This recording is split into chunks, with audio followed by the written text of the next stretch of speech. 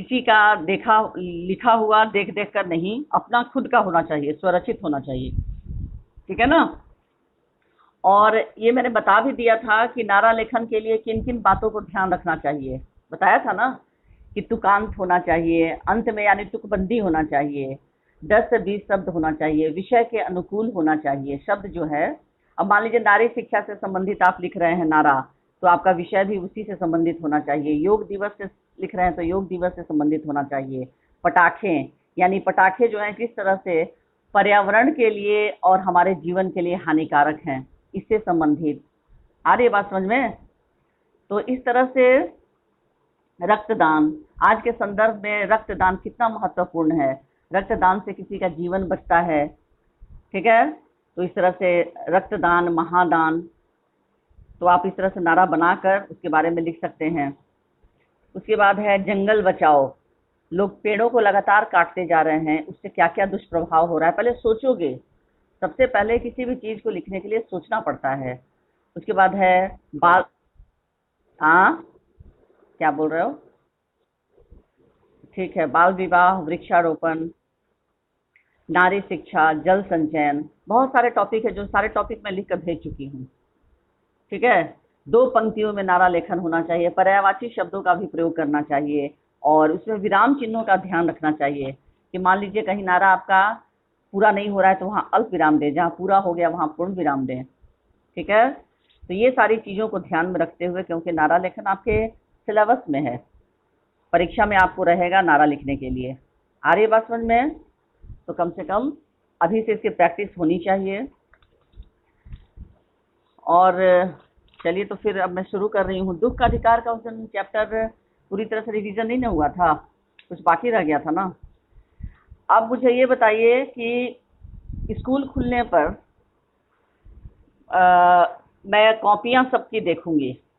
जैसे मैंने कह दिया था कि दुख का अधिकार पाठ का विलोम, पर्यायवाची, अनेकार्थी, इस तरह के जो भी शब्द हैं ये आपके कॉपी में होने चाहिए।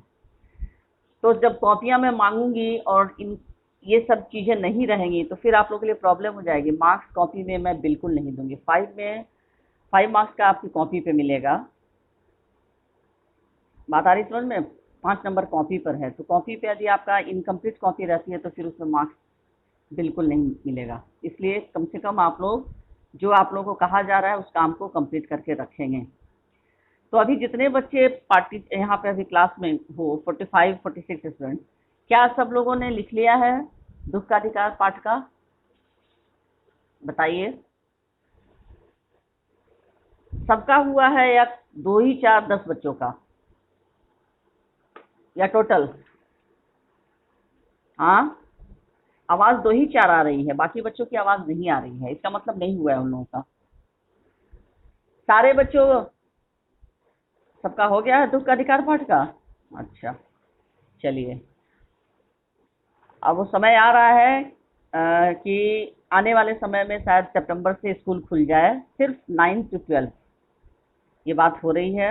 आप लोग भी सुने होंगे, कहीं सुने हैं। अभी तो सुनाई पड़ी है कि नहीं। हो सकता है 9 से 12 खुले।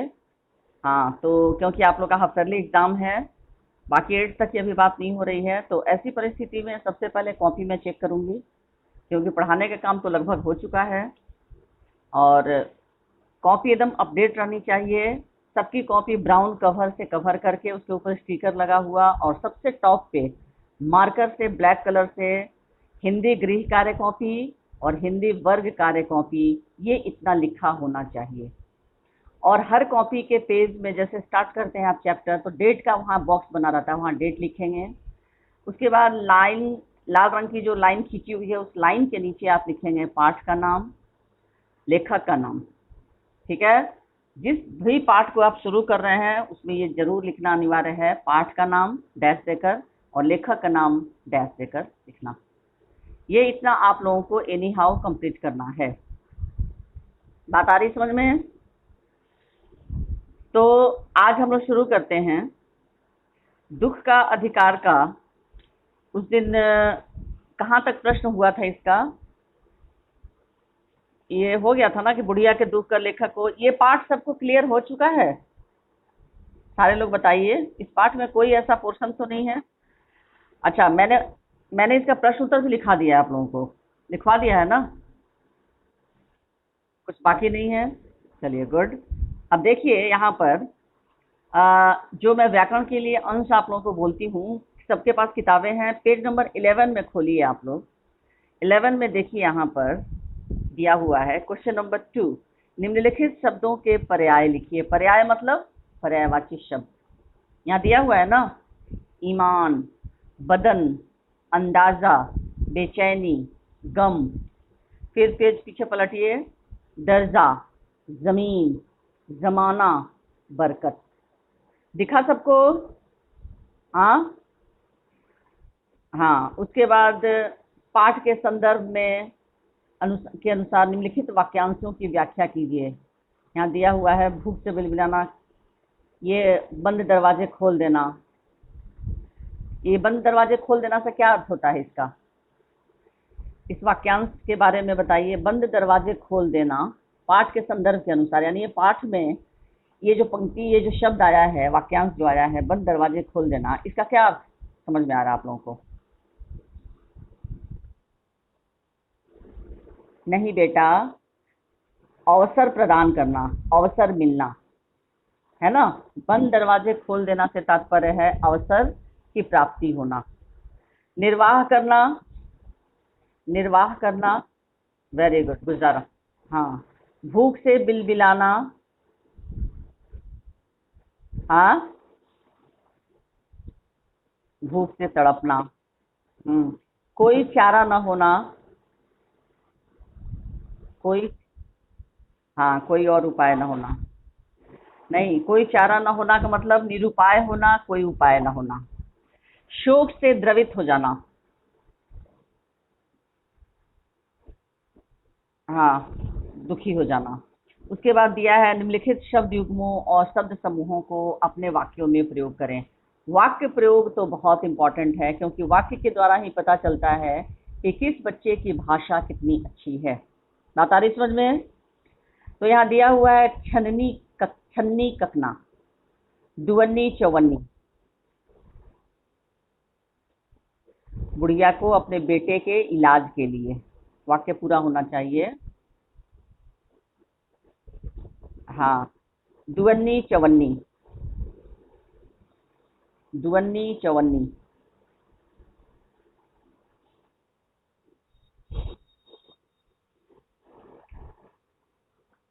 हाँ, वेरी गुड। हाँ, दुवन्नी चौवन्नी भी उधार किसी ने नहीं दी। उसके बाद फफक फफक कर, फफक फफक कर। हाँ, तड़प तड़प कर, तड़प तड़प कर। बताइए। सांप के डसने के बाद भगवाना तड़प तड़प कर मर गया। हो सकता है कि नहीं? हाँ, हो सकता है ना? हाँ। अच्छा, किसी बच्चे ने मुझसे पूछा था संभ्रांत, संभ्रांत का मतलब होता है क्या? मैंने बताया था, बताइए। संभ्रांत, संभ्रांत का मतलब नहीं, संभ्रांत का मतलब होता है हर तरह से परिपूर्ण, हर तरह से परिपूर्ण सभ्य। संभ्रांत का मतलब होता है सभ्य, और पैसे से, इज्जत से, हर तरह से परिपूर्ण जो होता है उसको कहते हैं संभ्रांत। आगे बात समझ में? संभ्रांत महिला यानी ऐसी महिला जो हर तरह से परिपूर्ण हो, धन दौलत, है ना, इज्जत, सभी चीजों से जो परिपूर्ण हो उसको कहते हैं संभ्रांत। तो यहाँ पर है 2.5 मार्क्स, 2.5 मार्क्स। लेखक को एक, हाँ बोलो। हाँ, वह विदेश में 2.5 मार्क्स ही रहा।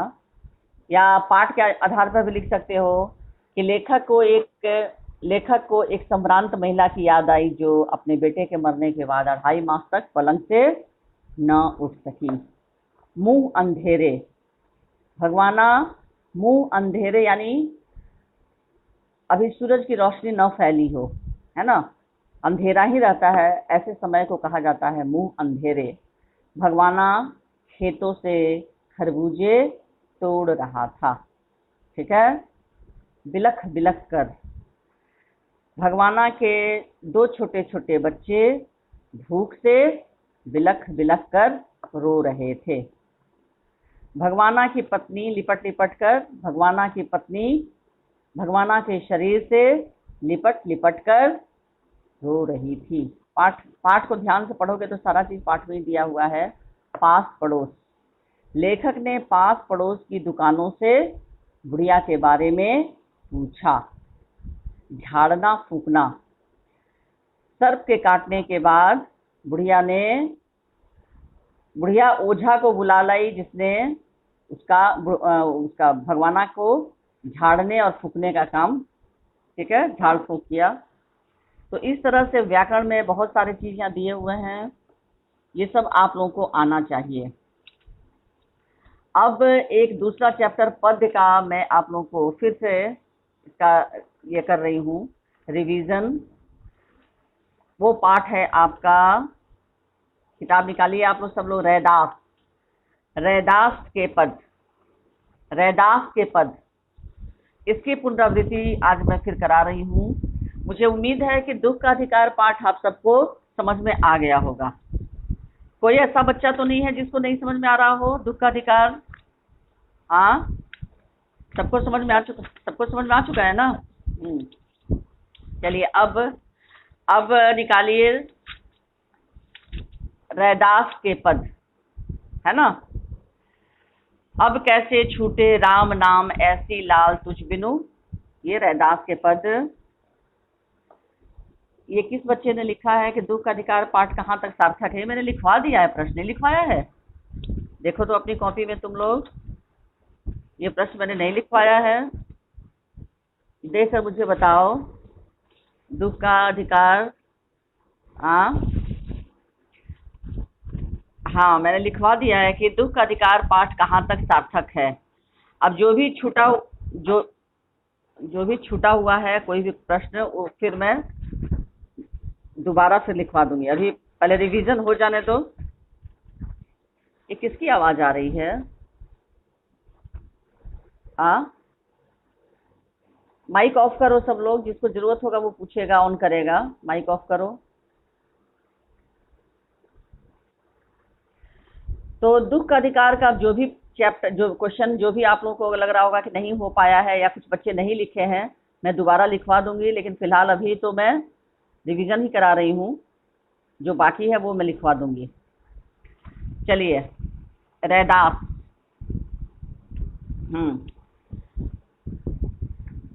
इसमें अब कैसे छूटे राम नाम ऐसी लाल तुझ बिनु, ये रैदास के पद हैं। इनका जन्म 1388 ईस्वी में बनारस में हुआ था। इनका वास्तविक नाम संत रविदास था। इनकी ख्याति से प्रभावित होकर सिकंदर लोदी ने इन्हें दिल्ली आने का निमंत्रण भेजा था। ये कबीर के समकालीन थे, यानी जिस समय में कबीर का जन्म हुआ था उसी समय रैदास का भी जन्म हुआ था। दोनों के जन्म का समय एक ही है। इन्हें मूर्ति पूजा, तीर्थ यात्रा जैसे बाह्य आडंबरों पर बिल्कुल भी विश्वास नहीं था। इसलिए इन्होंने व्यक्ति की आंतरिक प्रवृत्ति और भाईचारे को सच्चा धर्म माना। सुधांशु, माइक अपना वीडियो ऑफ करो। इनके द्वारा रचित पदों में आत्मनिवेदन, दास्य भाव, सहज भक्ति आदि स्पष्ट दिखाई देता है। इनकी काव्य रचनाओं में सरल व्यवहारिक ब्रज भाषा का प्रयोग मिलता है। साथ ही इन्होंने अवधी, राजस्थानी, खड़ी बोली और उर्दू फारसी के शब्दों का प्रयोग भी किया है। इन्होंने विशेष रूप से उपमा और रूपक अलंकारों को अपने काव्य में स्थान दिया है। इन्होंने सीधी सादी भाषा में हृदय के भावों को प्रस्तुत किया है। सिखों के पवित्र धर्म ग्रंथ गुरु ग्रंथ साहब में इनके 40 पदों को संकलित किया गया है और इनका देहावसान 1518 ईस्वी में हो गया। इनका पहला पद है, अब कैसे छूटे राम नाम रट लागे। ध्यान से सुनो सब लोग। अब कैसे छूटे राम नाम रट लागी। प्रभु जी तुम चंदन हम पानी, जाकी अंग अंग बास समानी। प्रभु जी तुम घन बन हम मोरा, जैसे चितवत चंद चकोरा। प्रभु जी तुम दीपक हम बाती, जाकी ज्योति बरै दिन राती। प्रभु जी तुम मोती हम धागा, जैसे सोनहि मिलत सुहागा। प्रभु जी तुम स्वामी हम दासा, ऐसी भक्ति करे रैदासा। सबसे पहले शब्दार्थ आप लोग ध्यान से देखिए, सुनिए। रट लागी यानी जबान पर चढ़ना, आदत लगना। जाकी अर्थात जिसकी, बास खुशबू या गंध, समानी समाना या बस जाना, घन बादल, मोरा मोर, चितवत तल्लीन होकर देखना, चकोरा एक पक्षी, बाती रुई की बत्ती, ज्योति ज्योति या लौ, बरय बरय मतलब जलती है, सोनही सोना, सुहागा सोने को शुद्ध करने के लिए प्रयोग में लाया जाने वाला एक क्षार द्रव्य जिसको सुहागा कहते हैं, दासा सेवक या दास। समझ में आया शब्दार्थ सबको? हाँ। अब इस दोहे में, इस पद में प्रभु ये रैदास जो हैं, कवि रैदास, ये कह रहे हैं कि हे प्रभु मेरे मन में जो आपके नाम की रट लग गई है वह कैसे छूट सकती है। यानी दिन रात मैं आप ही का नाम लेता रहता हूँ, राम नाम। ये राम नाम का जो रट लग गया है वह भला कैसे छूट सकती है। क्यों? क्योंकि अब तो मैं तुम्हारा परम भक्त हो गया हूँ और तुम्हारा अनन्य प्रेमी हो गया हूँ। तो दिन रात मैं तुम्हारा नाम लेता रहता हूँ और किसी भी तरह यह नाम जो है अब मेरे मृत्यु के साथ ही मेरे साथ जाएगा, उससे पहले ये राम नाम का जो रट है वो नहीं छूट सकता। अब वो देखिए, दास्य भाव का मतलब होता है भक्त जो है अपने आप को भगवान का दास, सेवक, नौकर समझता है, मालिक नहीं। मालिक वो किसको समझता है? अपने ईश्वर को, अपने भगवान को। तो यहाँ रैदास जो हैं अपने भगवान को, ईश्वर को मालिक समझ रहे हैं और अपने आप को तुच्छ से तुच्छ प्राणी समझ रहे हैं, बहुत अपने आप को क्षुद्र समझकर वो कह रहे हैं कि हे प्रभु तुम चंदन हो और हम क्या हैं? पानी। जिस प्रकार चंदन के संपर्क में रहने से पानी में उसकी सुगंध फैल जाती है, ठीक उसी प्रकार मेरे मन में भी तुम्हारे प्रेम की सुगंध फैल गई है। यानी दिन रात मैं आपको याद करता हूँ, आपकी भक्ति करता हूँ, तो इसलिए आपकी भक्ति रूपी जो सुगंध है वो मेरे तन मन में पूरी तरह से रच बस गई है। और हे प्रभु तुम घन हो और हम मोरा हैं। यानी तुम वो घन हो, वो बादल हो जिसको देखकर मोर जो है वो नाचने लगता है। आप लोगों को पता होगा कि मोर जो है वो आसमान में काले काले बादलों को देखकर नृत्य करने लगता है, नाचने लगता है। तो यहाँ पर भक्त जो है वो कह रहा है कि हे प्रभु तुम बादल हो और मैं मोर हूँ, तुम चंद्रमा हो तो मैं चकोर हूँ। कहा जाता है कि चंद्रमा और चकोर का प्रेम जो है वो दुनिया का सबसे अनन्य प्रेम है, उसकी तुलना और कोई नहीं कर सकता। चंद्रमा तो आसमान में होता है और चकोर जो है नीचे पृथ्वी से लगातार चंद्रमा को देखते रहता है, निहारते रहता है एकटक, और उसको देखकर ही खुश हो जाता है। चंद्रमा की शीतलता और उसके सौंदर्य को देखकर चकोर बहुत खुश होता है। तो यहाँ पर रैदास कह रहे हैं कि मैं वही चंद्रमा हूँ, तुम चंद्रमा हो और मैं चकोर हूँ। अर्थात जिस प्रकार आसमान में काले बादलों को देखते ही मोर खुशी से नाचने लगता है, ठीक वैसी ही स्थिति आपके दर्शन से मेरी भी हो जाती है। यानी मैं सिर्फ आपको एक बार देख लेता हूँ तो मैं खुश हो जाता हूँ। जिस प्रकार चकोर चंद्रमा का प्रेम प्राप्त करने के लिए उसकी ओर तल्लीन और व्यग्र होकर देखता रहता है, ठीक उसी प्रकार मैं भी आपका ईश्वर, यानी आपका नहीं ईश्वर का, आपका प्रेम पाने के लिए, आपका दर्शन पाने के लिए हमेशा तरसता रहता हूँ। यहाँ भक्त कवि जो है वो कह रहे हैं कि हे प्रभु तुम दीपक हो और मैं क्या हूँ? उस दीपक की बाती जो तुम्हारे प्रेम में सदा जलता रहता है। मैं तुम्हारे प्रेम को पाने के लिए सदा तड़पता रहता हूँ। अब इतने सारे उदाहरण उन्होंने दिया है भक्त रैदास ने कि तुम, फिर आगे कह रहे हैं कि तुम अगर मोती हो प्रभु जी, तुम मोती हम धागा, जैसे सो नहीं मिलत सुहागा। तुम मोती हो तो मैं उसमें पिरोने में काम आने वाला धागा हूँ, क्योंकि मोती कहाँ पिरोया जाता है? धागा में। यदि तुम मोती के समान सफेद और कांतिमान हो, चमक देने वाले हो, तो मेरा मन और तन भी तुम्हारी उसी कांति से, कांति यानी चमक, उसी कांति से मेरा तन मन भी चमकीला हो उठता है, दीप्तिमान हो उठता है। मोती एवं धागे का मिलन ठीक सोना एवं सुहागा के मिलन जैसा पवित्र है। जिस प्रकार सुहागे के संपर्क में आकर सोने का महत्व बढ़ जाता है, हे भगवान, उसी प्रकार तुम्हारे भी संपर्क में आकर मेरा भी महत्व बढ़ गया है। तो अंत में कवि कह रहे हैं कि हे प्रभु, वास्तव में तुम मेरे स्वामी हो, मालिक हो, और मैं तुम्हारा दास हूँ, नौकर हूँ। और यही दास्य भाव कहलाता है। एक भक्त का अपने भक्त ईश्वर के प्रति जो भाव कहलाता है, यही कहलाता है दास्य भाव।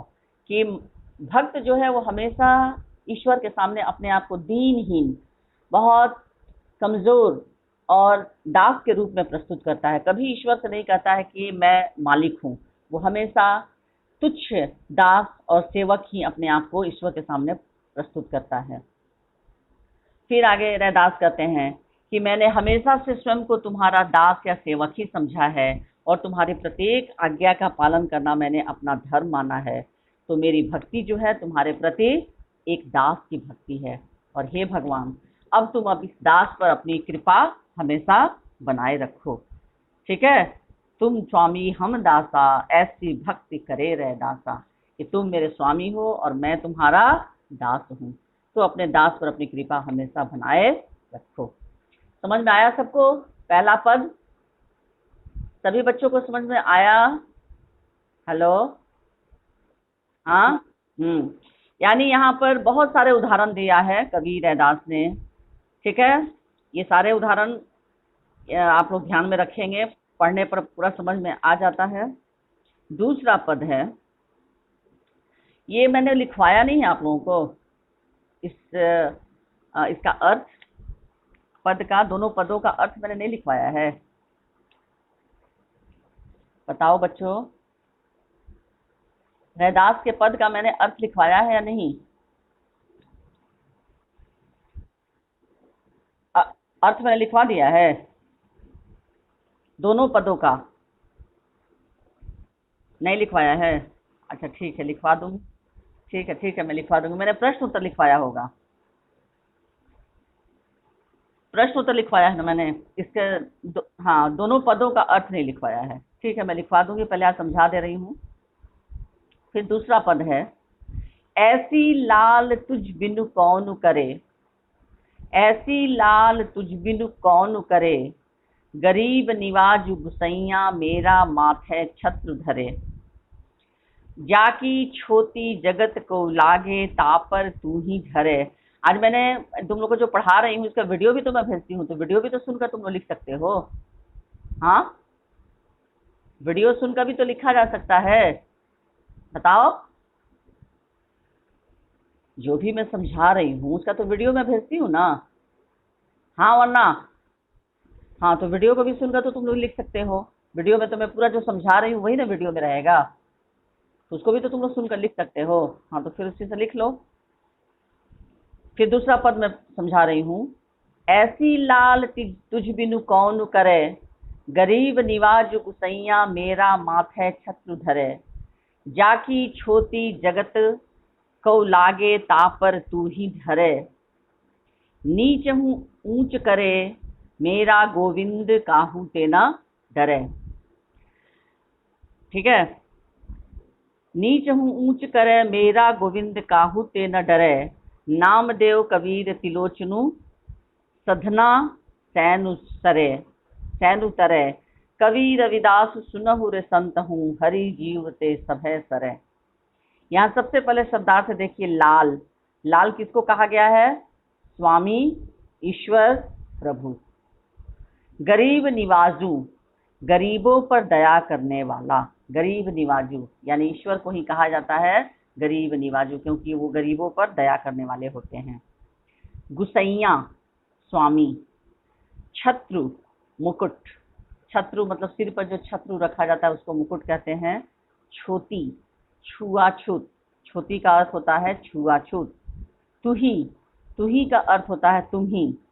ढरय, ढरय का अर्थ होता है द्रवित होना। नीच हूँ, निम्न वर्ग वाला, निम्न वर्ग वाला। ऊंच, ऊंच का अर्थ होता है ऊंचा। काहू, काहू मतलब किसी से।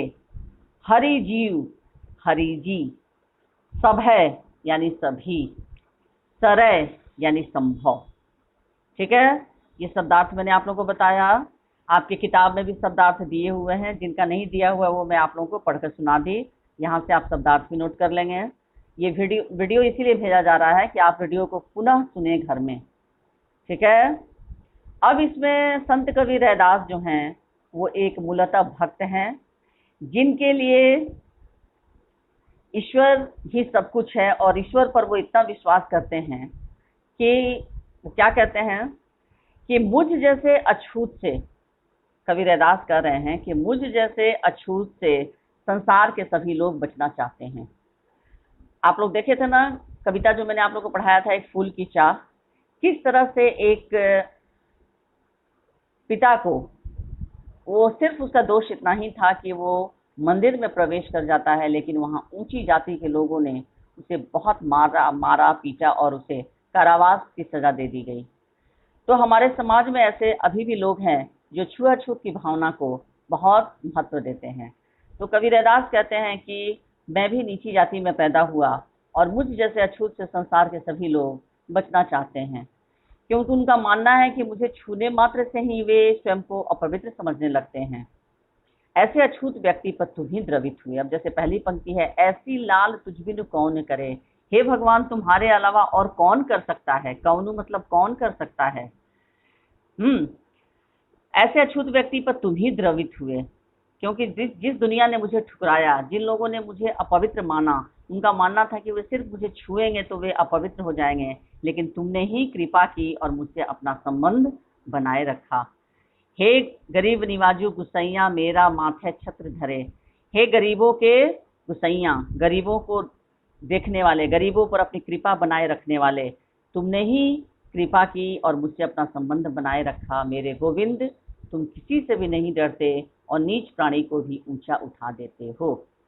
तुम इतने महान हो कि संसार में जितने नीच प्राणी हैं उन सबको ऊंचा स्थान देते हो, क्योंकि तुम्हारी नजरों में कोई भेदभाव की भावना नहीं रहती। इसीलिए ईश्वर को समदर्शी भी कहा जाता है।